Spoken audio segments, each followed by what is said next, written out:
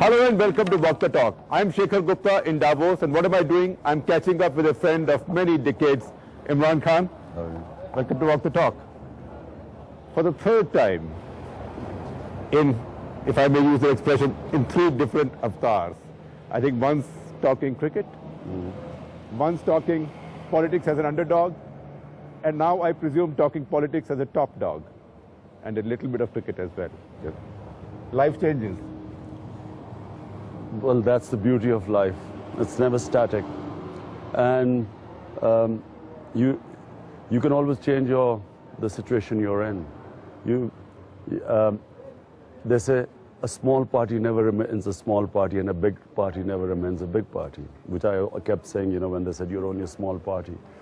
So changes, life changes. We can change our destiny. I always believe you can change your destiny. Yeah, but you remember the first time you came into politics, you were very naive. You contested from 5 seats with disastrous results in 5 provinces. Was there a time then when you thought, this is not for me?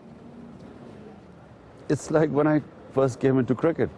I was dropped after my first test match. For 3 years I was in the wilderness, and all the team, when I was dropped, the entire cricket team predicted that that was the last time I would ever play for Pakistan.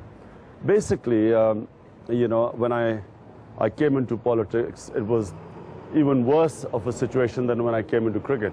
I was not very good when I came into cricket. I only played about 10 first-class games. I was 18 years old.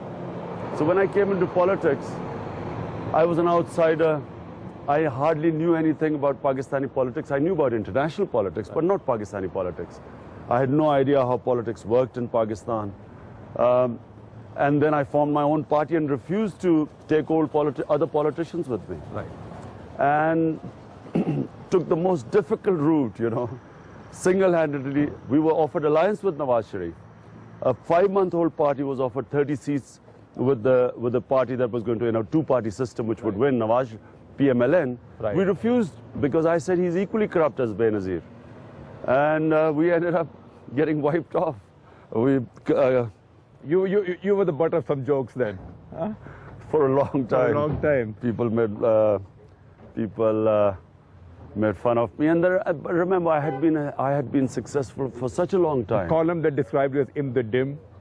Regularly, I got this sort of thing, but I had a series of successes with cricket, and then built this hospital against all odds. And suddenly, this one big in '97, when we were wiped off, not one seat, the sort of attacks that came, the sort of, but you expect it, But what has turned things around so dramatically now? I mean, we are not predicting election results yet, but obviously you are getting these huge rallies, and people are watching. That's why you are in Davos, and you're the toast of Davos. Shekhar, look,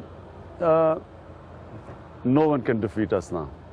I used to know when we were playing cricket, a time would arrive during a game when without actually having won, you knew now that you were going to win, okay? That stage has arrived in politics. I'm not talking about those things anymore, or not in cricket these days. Yes, I know. But it's once the people stand with you, once, you've got the people with you, which is what has happened. Once you've got a movement going, once you've got the young people out in the streets standing with you, it's very difficult for parties of status quo to actually come and challenge you now. Yeah. Yeah. But what changed it, in terms of public opinion and perception? There's been a dramatic shift.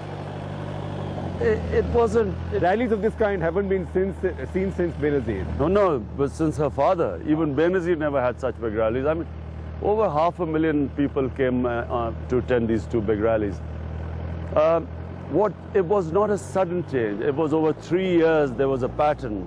You could see people changing, people getting disillusioned from the old parties, the economic situation deteriorating, lawlessness, people realizing, a point came when people realized that unless we change, we are doomed. So what are you offering that others are not? Well, I came in on a platform of anti-corruption, which was 15 years back. Right.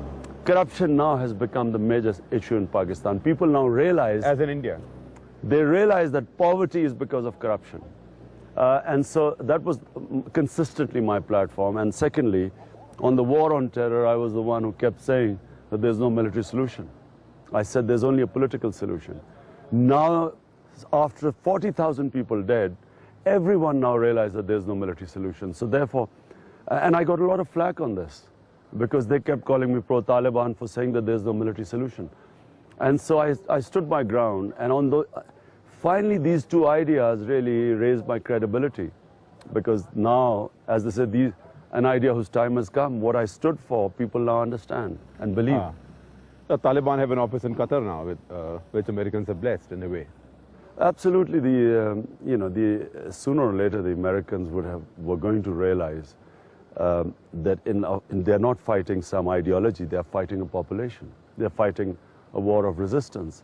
And you can only win, you can only beat terrorists if the people who they are operating from, the terrorists are operating from within, they also consider them terrorists. Right. If they consider them freedom fighters, you've lost the war. Right.